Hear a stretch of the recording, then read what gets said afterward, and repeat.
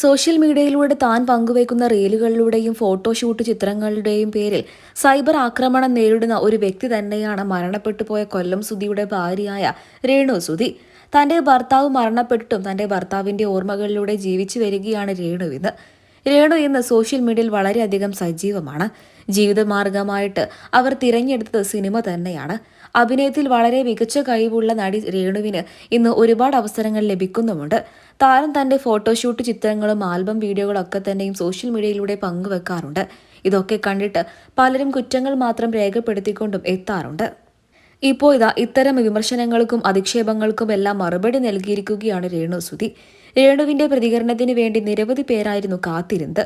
കിച്ചു എവിടെയാണെന്നും താൻ റീൽ ചെയ്യുന്നതിനോടുള്ള മകന്റെ പ്രതികരണം എന്താണെന്നുമായിരുന്നു ഒരു യൂട്യൂബ് ചാനൽ നൽകിയ അഭിമുഖത്തിൽ രേണു തുറന്ന് സംസാരിക്കുന്നത്.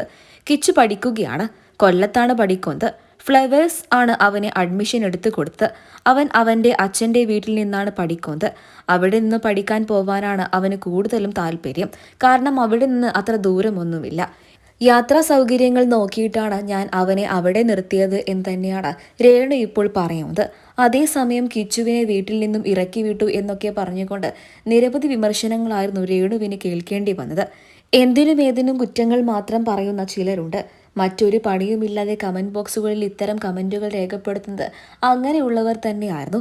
ഇവർക്കാണ് ചുട്ട മറുപടി നൽകിക്കൊണ്ട് രേണു സുധി രംഗത്തെത്തിയത്.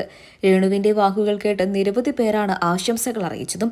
നിങ്ങൾ എന്നും ഇങ്ങനെ തന്നെ നിലകൊള്ളണം. നിങ്ങൾക്ക് 2 ആൺമക്കളാണുള്ളത്.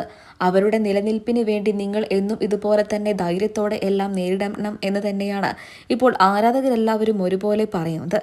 അമ്മ റീലൊക്കെ ചെയ്യുന്നതിനോട് കിച്ചുവിന് താല്പര്യമുണ്ടോ എന്നായിരുന്നു അടുത്ത ചോദ്യം.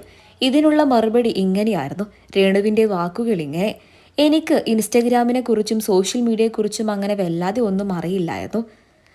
സുജിച്ചേട്ടൻ ഉള്ളപ്പോൾ സുജിച്ചേട്ടനായിരുന്നു എനിക്കിതെല്ലാം പറഞ്ഞു തരുമായിരുന്നത്. പിന്നീട് സുജിച്ചേട്ടൻ പോയ സമയത്ത് കിച്ചു ആയിരുന്നു എനിക്കിതെല്ലാം പറഞ്ഞു തന്നിരുന്നത്. അവനാണ് ഇൻസ്റ്റഗ്രാം എനിക്ക് എടുത്തു തന്നതും അതിനെക്കുറിച്ചുള്ള എല്ലാ കാര്യങ്ങളും പഠിപ്പിച്ചു തന്നതും. പണ്ട് ടിക്ടോക്കും റീലും ഒക്കെ എടുക്കുമ്പോൾ അവൻ പിന്തുണച്ചിരുന്നു. അവനിപ്പോൾ പഠിക്കുന്ന തിരക്കിലാണ്. റീല് കാണാനൊന്നും അവന് സമയമില്ല.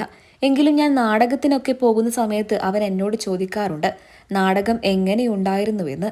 ഞാൻ എൻ്റെ സങ്കടങ്ങളൊന്നും തന്നെ കിച്ചുവിനോട് പറയാറില്ല. കാരണം അവനും കുഞ്ഞല്ലേ. പക്വതയോടെ എല്ലാ കാര്യങ്ങളും ചെയ്യേണ്ട ഒരു കാലമാകുമ്പോൾ അവൻ എന്നെ നന്നായി നോക്കും. അതെനിക്ക് നന്നായിട്ടറിയാം എന്ന് തന്നെയാണ് ഇപ്പോൾ രേണു പറഞ്ഞത്. രേണുവിൻ്റെ വാക്കുകൾക്ക് നിരവധി പേരാണ് അഭിനന്ദനങ്ങൾ അറിയിച്ചതും. അതേസമയം വിമർശനങ്ങൾക്കൊക്കെ തന്നെയും ചുട്ട മറുപടിയുമാണ് രേണു സുധി നൽകിയത്.